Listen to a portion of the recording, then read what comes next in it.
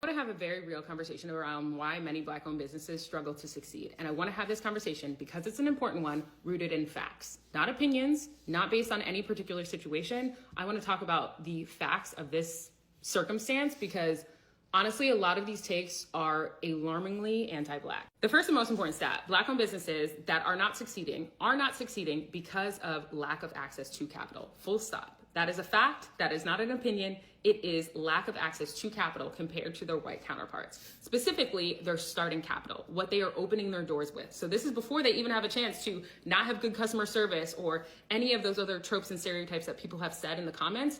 They are starting with $35,000 on average compared to their white counterparts that are starting with $106,000. Now, some people may say that delta exists because they're bad business people, they're uneducated, they didn't read up enough about it, they made bad business decisions, they're in it for the wrong reasons. Those are all anti-Black stereotypes that many people have internalized and decided that is applicable to all Black-owned small businesses, and that statistically is not true. The reason that this discrepancy in the starting capital is because of systemic racism, specifically when it comes to banking, financial services. Statistically speaking, small businesses that are Black owned are discouraged from taking loans, and these are stats, these are not opinions, discouraged from taking loans.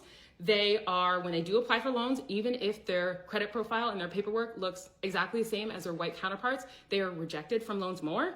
And when they do, by chance, get a loan, they are seeing those loans with higher interest rates. Therefore, they are paying more over time than their white counterparts. Another part of this is also oftentimes Black-owned businesses don't have the same access to like angel investors or friends and families and uncles and people that are just willing to throw out money with no strings attached to invest in their business before they start. That is the reason for the difference between the $35,000 that a Black-owned business starts with compared to the $100,000+ that a white-owned business starts with. Those are the facts. So the reason this is so important, especially when you think about the conversation about giving small businesses grace in their early days, is that delta is very big. That delta is going to show up as soon as they open their doors. They likely did not have the capital needed because they're starting with razor thin margins.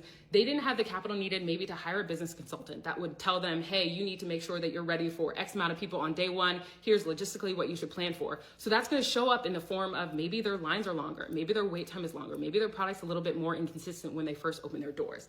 It is their lack of access to capital that is going to manifest in their business in ways that customers are going to see and judge them based off of, when really that exists. You're comparing them to white-owned businesses that have access. They have so much more starting capital to pay for things like consultants, top-of-the-line equipment, additional employees, back-end help, outsourcing as much as possible, additional